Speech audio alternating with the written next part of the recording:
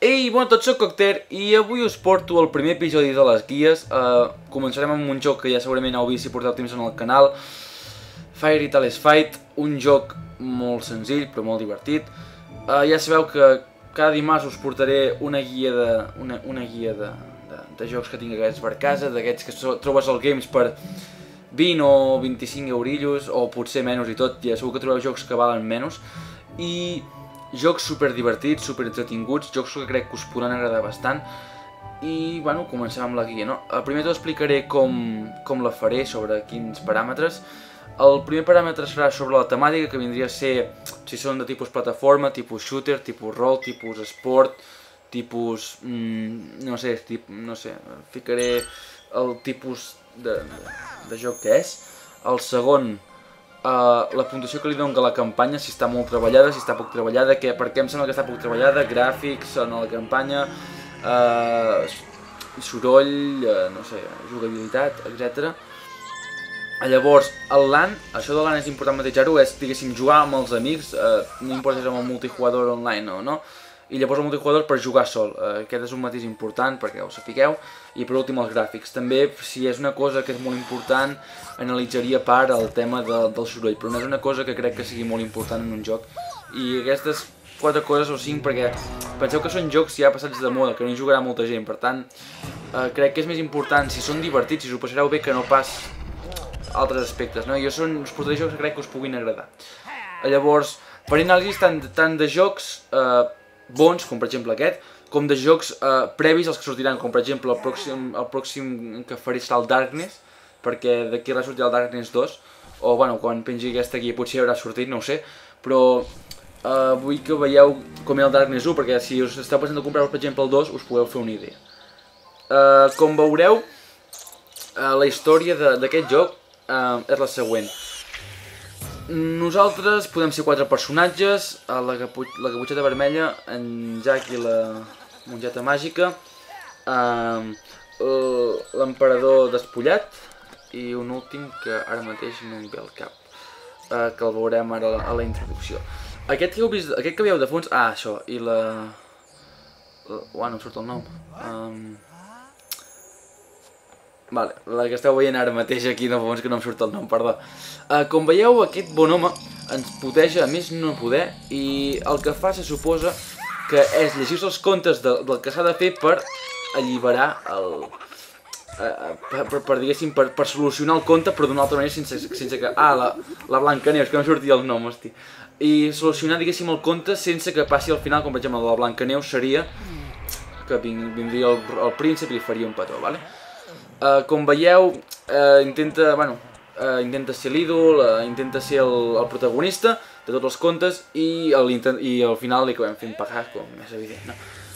Una cosa que no faré és explicar-vos al final, perquè no és al final, el que us explicaré és una altra totalment diferent, i si el voleu saber us heu de comprar el joc i probablement no us ho explicaré pas al final. Llavors,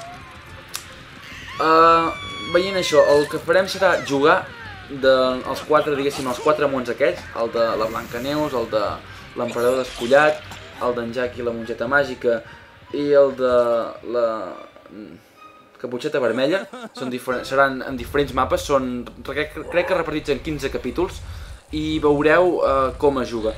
La campanya, ara veureu aquí la puntuació, la campanya li he ficat una puntuació de 6,5. Per què 6,5? És un joc molt divertit, vale?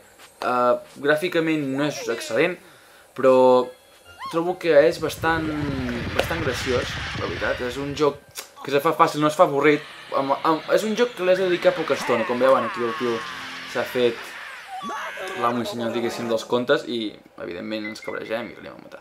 Una cosa molt divertida és que entre pantalla i pantalla et surten aquests petits comentaris, i n'hi ha alguns que són bastant divertits. Llavors, com anava dient, no sé què anava dient, vale, no me'n recordo què anava dient, de puta mare, ho estàs fent de puta mare, Xavi. Això, ja me'n recordo, la campanya és divertida, la campanya crec que és força entretinguda, no? Però, bueno, el que tractarà de fer és, nosaltres estarem en aquest mapa, aquesta pantalla, que això es diu Villacuentos, vale?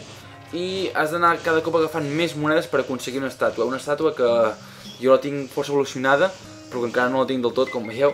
Em falten encara 100.000 per poder tenir l'última d'evolució, i bàsicament és anar aconseguint monedes i passant nivells. Li he ficat un 6,5 a la campanya, bàsicament per una senzilla raó. És molt divertit, però es fa molt més divertit amb monedes. Senzillament, com anava dient, veureu, hi ha 15 capítols. Cada un és més diferent i anem als 4 mons.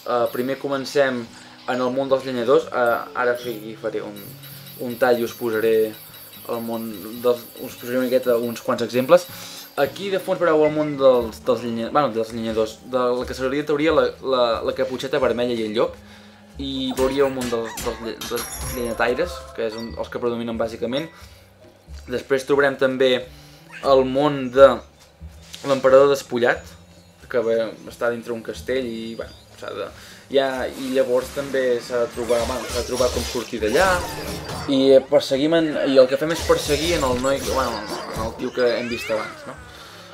El que és divertit d'això és que veiem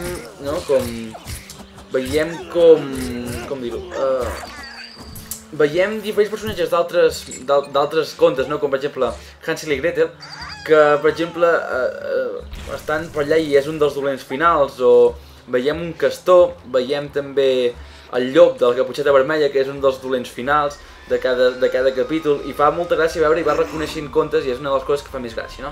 Com veieu, és un joc tipus plataforma, molt senzillet. Té, diguéssim, 5 mons, per entendre'ns. L'últim és el del gegant. Com heu vist a la intro, hi havia un gegant que agafava els llibres, i és l'últim, diguéssim, l'últim món. És el més difícil, és força complicat. Com veieu, és plataforma, diguéssim, no molt difícil, però si no estàs al tanto, sempre acabes llepant. I ja veieu, és un joc molt senzill. Llavors, en l'aprenentat de l'Ann, és el que li feia més bona puntuació, un 8. És un gran joc per regalar-te, a més no podem, als teus amics. És super divertit, és un joc d'aquests molt divertits perquè hi ha trampes, pots empujar els altres a fora, es cauen, piquis amb la puntuació.